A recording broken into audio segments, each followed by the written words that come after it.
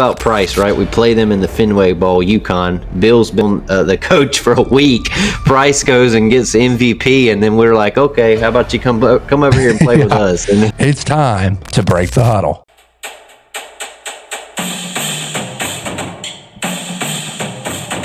Defensive breakdown, starting with the D-line in particular. And man, right off the bat, North Carolina swings for it and gets UConn transfer Price Yates, a bowl game MVP versus North Carolina last year. 12 and a half career sacks, 50 solo tackles, and I believe I have it down here in my notes.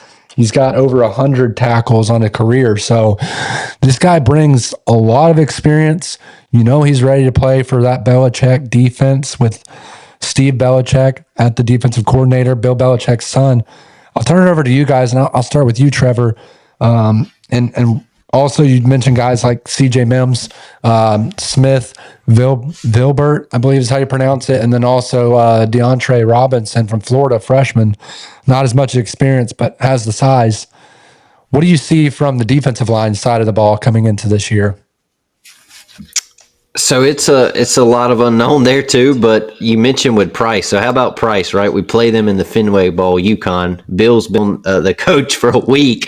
Price goes and gets MVP, and then we're like, okay, how about you come over here and play with us? And he hits the portal and comes and plays with us. So Price is obviously the guy that's got the most talk in that room and the highest upside, I think, right now from what it looks like on paper. But he's a guy also that's battled injuries throughout his career.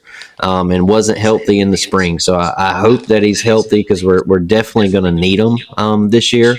And another guy you talked about him that I'm very excited about is DeAndre Robinson, because he was just a freshman last year, but he did play a lot of snaps, and he had good production in the snaps that he did play. So I think he was a big addition for us. And then we went out and got Smith, Vilbert, and brought in a few guys from Penn State. And that Penn State defensive line has been very good over the past few years. And Smith was a guy that contributed in the college football playoff with Penn State. He actually played meaningful snaps and had some tackles for losses in big games. So there's a lot of new faces in this room. But one thing that we know about Bill Belichick is he is a defensive genius. So there's going to be things, and his son Steve at DC, he is a guy that Steve last year took Washington's defense from when he got the job. They were in the hundreds in defensive overall. It was like 100 and something. And last year they finished 29th overall in one season at Washington.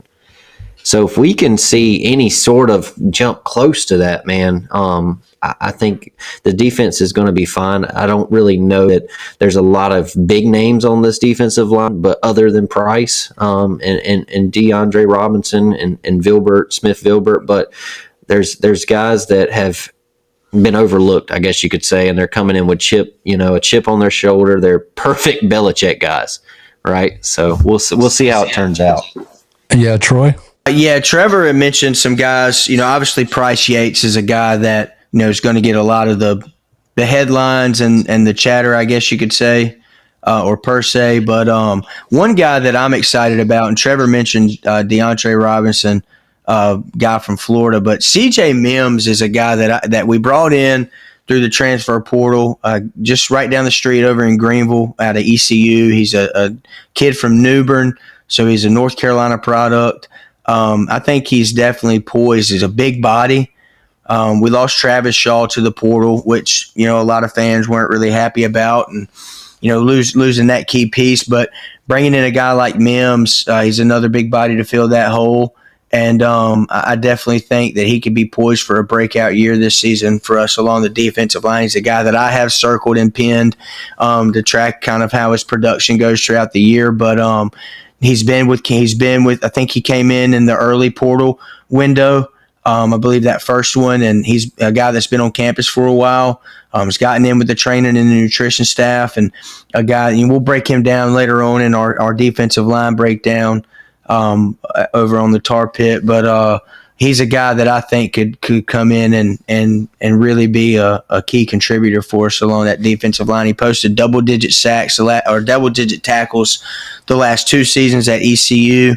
1.5 sacks, I believe, last season. So definitely a guy I'm excited about. One thing I'd like to mention before we go to the linebacker position is the fact that watching some of these smaller, and I say smaller, right? Maybe they're not exactly where they need to be in the weight room or in nutrition, especially on the offense and defensive side of the ball, defensive line side of the ball.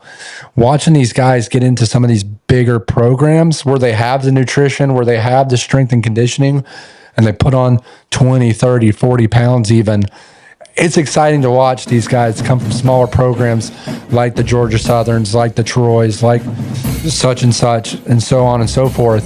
Watching them transition. Yeah, it's just exciting to see them grow and mature into the developed talent that I truly believe these guys set those goals for.